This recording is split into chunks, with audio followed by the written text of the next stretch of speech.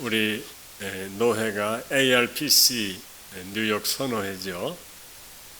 우리 뉴욕 선호회에 속한 한 목사님이 며칠 전에 소천했습니다.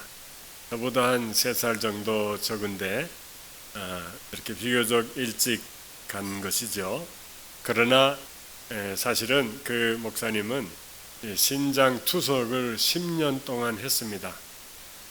신장의 기능이 좋지 않아서 이 투석이라는 것은 신장의 그 피를 빼내고 다시 그 피를 다시 정화시켜서 다시 그 신장으로 집어넣는 것입니다. 그렇게 해서 한 서너 시간 걸린답니다. 그래서 새벽에 일찍 가서 준비하고 서너 시간 그렇게 하고 나서 그리고 이거를 이제 다시 회복되는데 이 피가 다 빠지면서 상당히 그 무기력함에 들어가게 됩니다. 그러다가 피를 다시 넣음으로써 새 힘을 얻게 돼요.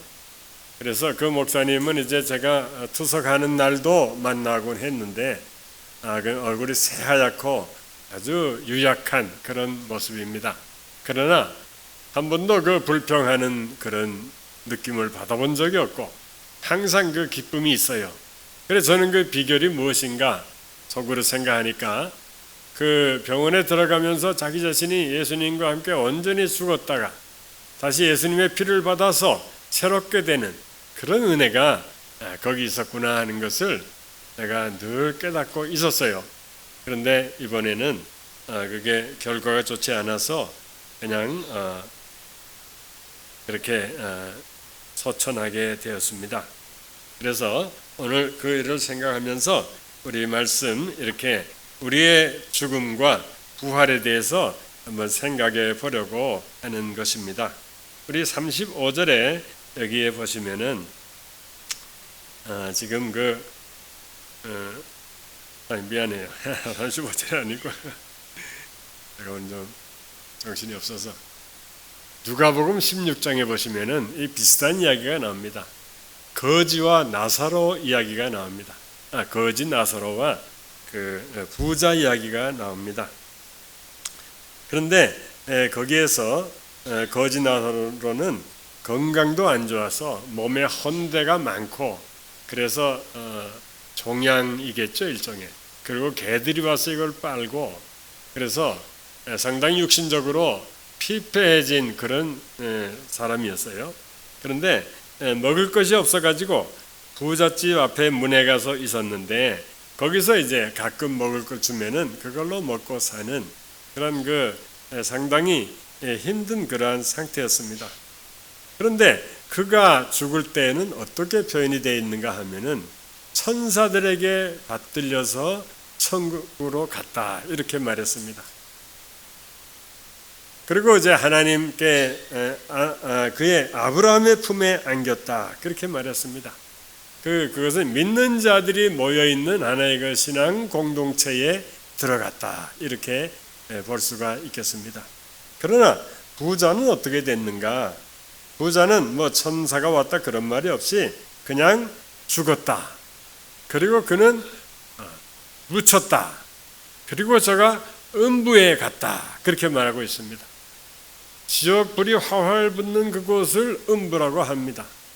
거기서 제가 음부에서 불꽃 가운데서 눈을 들어 하늘을 보았다 그렇게 말했어요. 그러니까 음부란 데는 불꽃이 꺼지지 않고 계속 타고 있는 것입니다. 그리고 거기에 들어간 존재들은 다 구더기도 죽지 아니하고 계속적으로 심판받는 불이 거기에 있는 것입니다. 음부에 있는 사람들은 자기 주위에 누가 있는지도 모르고 자기의 뭐 정신이나 이성적인 거나 뭐 그런 것이 없이 그냥 혼자서 고통 중에 이렇게 불꽃 가운데서 뛰는 그러한 그 처참한 상태에 들어간 것입니다. 그때 이 사람이 하나님께서 눈을 열어줬겠죠. 눈을 들어 위를 보니 거기에 나사로가 아브라함의 품에 안겨 있는 것입니다. 옛날과는 달리 정말로 완전히 건강한 모습으로 그리고 그냥 기쁨이 충만하고 뭐 잘 먹었는지 그냥 얼굴이 번질번질하고 놀라운 그 나사로를 거기에서 본 것입니다. 그래서 아버지 아브라함이요. 아브라함은 배웠거든요. 구약 성경에 있으니까. 저 나사로를 보내서 물을 찍어가지고 내가 한 방울이라도 물을 주면 좋겠습니다. 그렇게 말할 때 아브라함은 그거 안 됩니다. 여기서 글로 올 수도 없고 거기서 우리에게 올 수도 없고 이 천국과 지옥은 완전히 그런 간극이 있다 그렇게 말했습니다. 그래서 거기에는 이 절벽과 같이 이렇게 돼 있어가지고 이거는 누구든지 건너갈 수도 없고 건너올 수도 없고 이러한 것입니다. 그리고 또 다른 표현으로 견고하게 돼 있다 그렇게 말했어요. 그러니까 한번 인생에서 그 삶이 천국이냐 지옥이나 결정이 되면은 더 이상 변개가 불가능한 것입니다. 우리 살아있는 인생은 길이가 얼마나 되든 간에 거기에서 모든 상황은 끝나고 그리고 영원 가운데로 들어가는 것입니다. 이 부자는 영원한 고통 가운데서 거기서 계속적으로 통곡을 하고 있는 것입니다. 그래서 이와 같은 상태를 우리가 보면서 참 우리는 왜 이렇게 하나님께서 이러한 일들을 하셨는가 도저히 이해할 수가 없습니다. 그런데 하나님께서는 이렇게 자신의 백성을 천국에 모아서 영원히 찬미받고 사랑받고 신앙의 공동체를 거기에서 이루신다. 우리가 그렇게 볼 수가 있는 것입니다. 오늘 우리가 읽은 말씀에 보시면은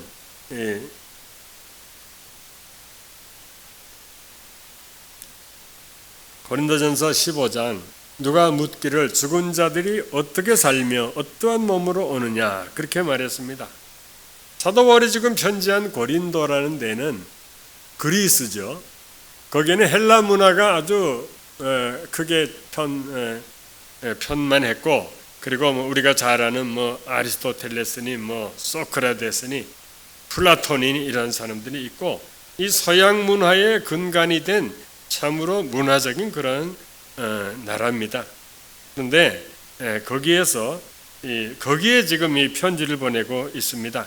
고린도라는 데는 아마도 그리스 지역에서 가장 왕성했던 그러한 그 도시로 그렇게 알고 있습니다. 그런데 이 사람들의 그 철학이 뭐냐면은 소위 말하면은 플라톤과 아리스토텔레스 이 사람들이 가지고 있는 그 헬라 철학인 것입니다. 근데 그 사람들은 사람이 이렇게 죽었다가 다시 살아난다는 것을 별로 인정하지 않습니다. 인간에게 육체가 있다는 것은 이게 감옥이라고 생각했어요. 그래서 내 영혼이 고귀하기 때문에 땅에 있는 동안에 영혼을 잘 수련해서 육체와 이렇게 단절되는 날 이데아 세계로 가서 거기에서 내 영혼이 산다 그렇게 생각을 했습니다. 그렇기 때문에 육신의 부활이라는 것은 그거는 의미가 없는 거예요.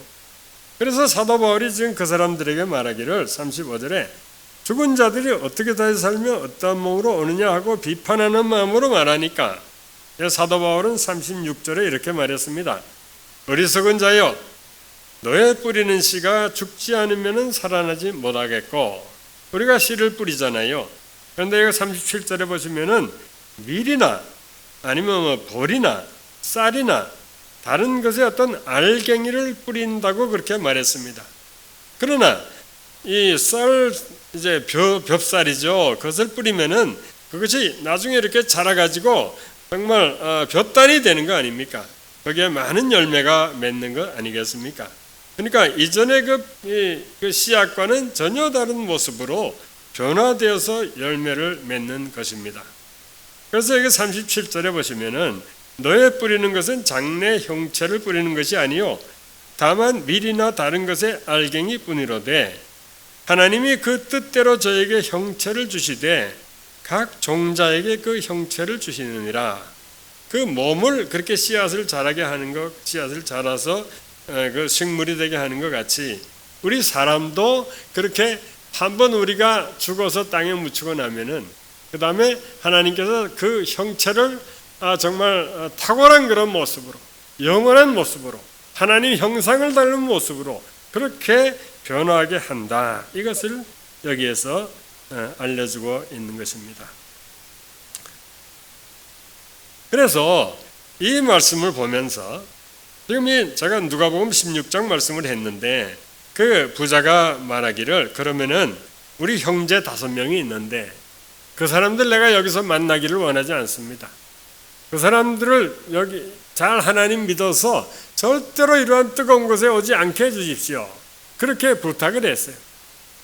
그랬더니 하나님 아브라함 말씀이 여기서 거기 올 수도 없고 여기서 어디 가서 뭐 전도할 수도 없고 한번 거기서 안 믿으면은 거기서 끝장이다 하는 거예요. 이것이 우리 그 기독교 신앙의 아주 중요한 부분입니다. 미래는 우리가 아무도 거기에 갔다 온 사람은 없습니다.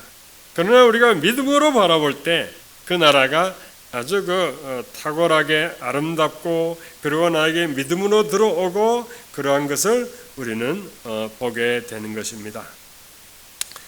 이러한 것을 다시 지금 우리가 읽은 42절에 보시면은 죽은 자의 부활도 이와 같으니 그렇게 말을 하고 있습니다. 우리 이제 그 죽은 자의 부활을 말하는데 썩을 것으로 심고 썩지 아니할 것으로 다시 산다. 이 말은 이제 영원한 그러한 천국을 묘사하는 것으로 여겨집니다. 그러면은 아브라함의 품에 있는 그 상태는 무엇인가? 아브라함과 지금 그 부자가 대화할 때 그 아직도 세상이 돌아가고 있어서 자기의 형제들이 살고 있단 말이에요. 그러니까 아직도 세상은 종말을 고하지 않은 때인데 지금 그러면 그거 어떻게 되느냐? 아브라함의 품에 있는 그때는 아직도 신천신지가 오지 않았지만 그러나 그와 동일한 그 은혜를 누리고 있는데 마지막에 우리 땅에 있는 사람들이 다 주님 재림하실 때 우리가 받들어 올라가서 하늘에서 주를 만나 영원히 주와 함께 있는다 했거든요. 그러면은 그 땅에서 그때 사는 얼마나 몇 사람이나 사는지 모르지만 그 사람들이 올라가서 이미 아브라함의 품에 있는 성도들과 거기서 해후하여서 거룩한 성 새 예루살렘이 되는 것입니다. 그래서 새 예루살렘이 바로 신부가 남편을 위하여 단장한 것 같더라. 그러니까 거기에서는 참 놀라운 그런 우리가 지금 이 땅에서 뭐 뉴욕시티, 뭐 여기 뭐 아데네, 뭐 고린도 이 정도 도시가 아니란 말이죠. 우리가 거기서 살게 되는 그 상태는 과연 무엇인가? 그것은 42절에 썩을 것으로 심고 썩지 아니할 것으로 다시 산다 그렇게 말했어요. 그러니까 이게 아니에요. 썩지 아니할 것, 그것도 최상의 어떤 상태를 말하는 것입니다. 또 욕된 것으로 영광스럽지 않다는 말이에요. 그러니까 우리가 지금 욕되고 내면적으로 천하고 그러지 않습니까? 근데 우리가 영광스러운 몸으로 다시 살고 몸이 다시는 그런 어떤 썩음에 들어가지도 않고 또 이 머리가 둔해가지고 점점 더 나빠지는 그런 상태가 아니고 완전히 주께서 나를 아신 것 같이 나도 완전히 아는 대단한 그러한 그 지성을 함유한 그런 때가 온다는 것입니다. 더 이상 범죄하지 않고 더 이상 시험에 들지 않고 더 이상 미워하지 않고 더 이상 모르는 게 없고 그와 같은 그 영광의 자리로 간다는 것입니다. 43절에 여기 보면은 약한 것으로 심고 강한 것으로 다시 산다 그렇게 말했어요. 강한 사람이 되고 이제는 더 이상 뭐 길 가다가 버스에 치일까 걱정도 안 하고 그런 그 상태가 온다. 또 44절에 보면은 육의 몸으로 심고 신령한 몸으로 다시 사나니 육의 몸이 있은즉 또 신령한 몸이 있느니라. 우리가 그렇게 이 몸이 spiritual body 그건 참 우리가 상상할 수 없지만 우리 주님과 얼굴을 대하여 볼 것이요 주님의 영광을 내가 그대로 담지하고 물론 창조자는 아니지만 말이죠. 우리가 그렇게 탁월한 그러한 존재로 변화되어 간다는 것을 말하는 것입니다. 그래서 45절에 다시 보면은 첫사람 아담은 사한 영이 되었다 함과 같이 마지막 아담은 살려주는 영이 되었다 그렇게 말했습니다. 이 첫사람 아담은 사한 영으로서 우리가 그 첫사람 아담의 후손입니다. 그래서 여기 living being이라고 번역할 수 있어요. 살아있는 존재다 이렇게 번역할 수 있어요. 다른 게 아니더라고요. 제가 쭉 봐도. 그러나 마지막 아담은 life giving spirit이 됐단 말이에요. 그러니까 이건 존재가 달라요. 주님은 spirit, 영이시고 성령이시고, 그런데 life giving 아니면 life making, 생명을 주는 그러한 영이시다. 우리 주님에 대해서 그렇게 말하고 있습니다. 그래서 우리는 그와 같은 피조물로서, 그러나 천국에 가면 우리가 요한계시록 21장부터 나오는 그 참 대단한 그 모습을 우리가 거기에서 취하게 되는 것입니다. 46절에 그러나 먼저는 신령한 자가 아니요 육 있는 자요. 우리가 먼저 지금 여기에 있는 것입니다. 신령한 자가 아니요 육 있는 자요. 그 다음에 우리가 신천신지에 들어갈 때 영원한 신령한 자가 된다 그렇게 말했습니다. 이 47절에 첫사람은 땅에서 났으나 흙에 속한 것이니와, 이 말은 우리 아담의 후손들을 가리켜서 말합니다. 우리는 흙에 속한 자요 소멸되어 가는 자요. 그러나 둘째 사람 예수님을 말합니다. 그분은 하늘에서 나셨느니라 그렇게 말하는 것입니다. 여기 지금 49절에 우리가 흙에 속한 자의 형상을 입은 것 같이 또한 하늘에 속한 자의 형상을 입으리로다. 우리가 흙에 속한 이러한 형상을 입은 것과 같이 우리 예수님 믿은 사람은 이제 하늘에 속한 자의 형상을 입으리로다 그렇게 말했습니다. 그래서 제가 지금 이 말씀을 꺼낸 이유는 제가 우리 소천하신 우리 그 목사님이 지금 어떤 상태에 있을까? 우리가 여기서 성경에서 말한 대로 하면 아브라함의 품속에 있는 것이다 그렇게 봅니다. 그런데 거기에는 물론 이제 이미 돌아가신 우리 선조들, 신앙의 선배들이 다 있습니다. 그런데 그분들의 상태와 그럼 신천신지 새하늘과 새 땅에 하늘로부터 내려오니 신부가 남편을 위하여 단장한 것 같더라. 요한계시록 21장에 나오는 것입니다. 그런데 그 상태와 뭐가 다르겠는가? 저는 이게 다르지 않을 거라고 생각합니다. 거기에 대해서 알려주는 신학 서적은 없어요.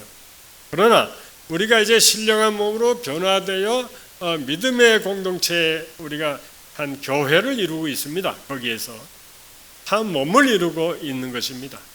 그런데 그때에는 아마도 제 생각에는 열등하지는 않을 것이다.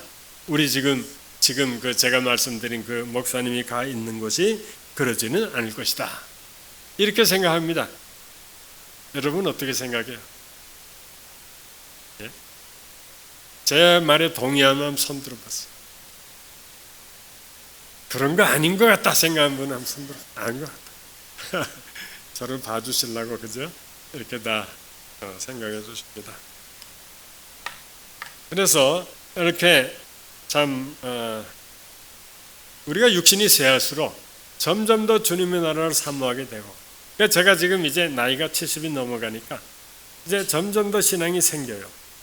점점 더 신령한 사람이 돼가고 이제 죽음에 대해서 이전같이 두려워하지 않습니다. 그러니까 점점 더 이렇게 갈 때가 가까워졌다는 거죠. 그것이 주님의 큰 은혜인 것 같아요. 이전에는 부활을 선포해도 믿음이 약한데, 믿음이 약해서 내가 참 제대로 이렇게 참 그렇게 안 됐는데, 죽는 날이 가까울 때마다 우리가 겉사람은 후패하나 우리의 속은 날로 새롭도다 이게 되더라고요. 이게. 그런데 여기 지금 우리가 읽지 않았는데 51절에 보시면 이런 말이 있습니다.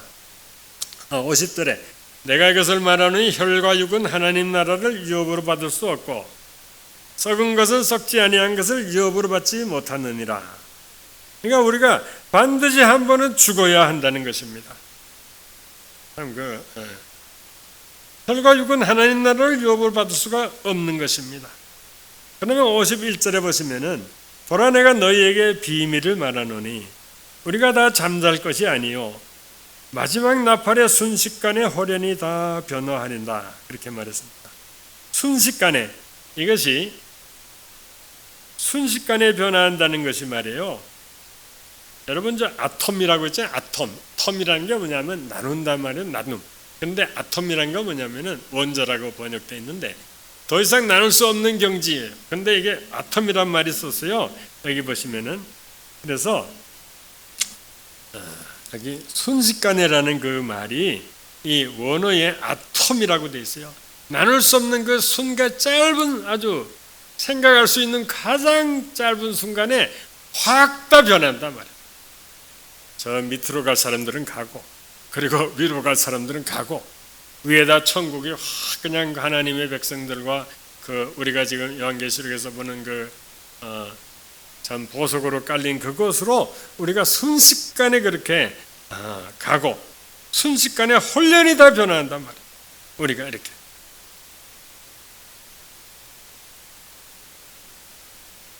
52절에 보시면은 나팔 소리가 나매. 그래서 마지막 천사장의 나팔 소리가 이제 납니다. 그때 죽은 자들이 썩지 아니할 것으로 다시 살고 우리도 변화하리라. 그때 이제 제가 아까 말씀드린 저는 이제 이것은 뭐 신학으로 그렇게 연구한 사람들은 없어요. 그런데 그저 생각하는 것은 죽은 자들, 제가 아까 말씀드린 그 죽은 목사님 천국에 가 있어 말이야. 천국에 주님이 안 데려가는 일이 없어요. 한번 믿은 사람은 끝까지 그 존재가 영속이 된단 말이에요. 그런데 그럴 때 죽은 자들이 썩지 않을 것으로 다 무덤이 터져서 확 갇히는 순식간에 각 그냥 막 무덤에서 튀어나와 가지고 그냥 천국에 있는 영과서로 합쳐서 그죠? 썩지 아니할 것으로 다시 살고 살아있는 우리도 변화하리라.